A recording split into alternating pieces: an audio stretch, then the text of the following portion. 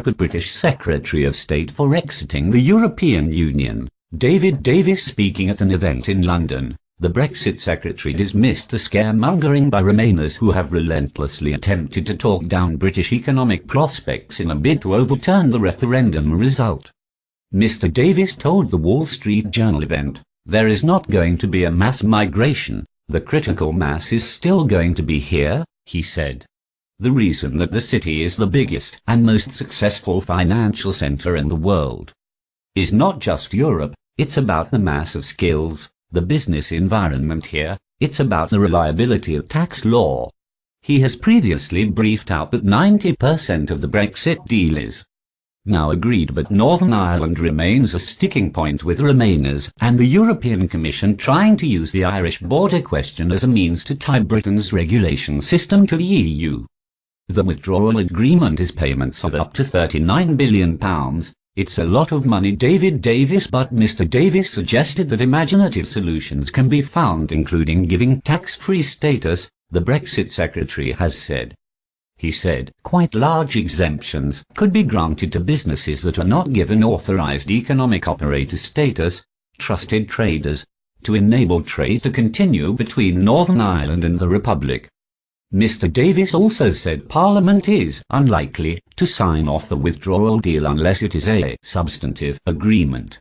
The withdrawal agreement involves payments of up to £39 billion. It's a lot of money, and Parliament is unlikely to sign off such a deal unless we can be pretty substantive what's going to be there in the long run, he said. Mr. Davis has said that Parliament is unlikely to sign off withdrawal deal alone the Irish border. He added, "There's a tax border between the north and south, there's an excise border, there's a currency border. There is, in effect, no personnel border because of the Common Travel Area.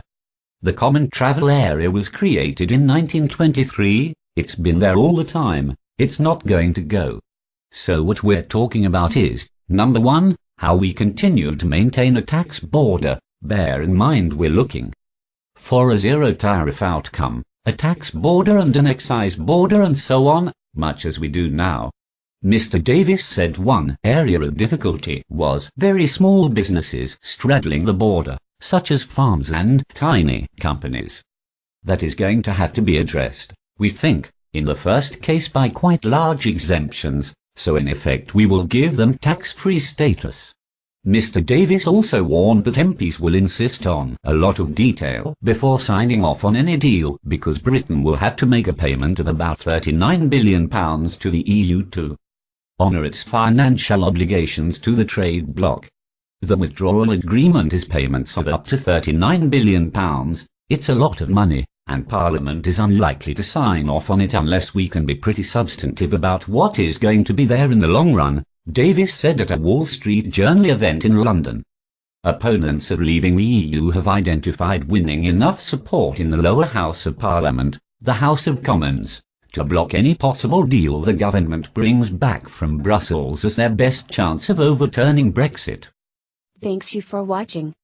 Please subscribe News to You channel. Goodbye and see you again.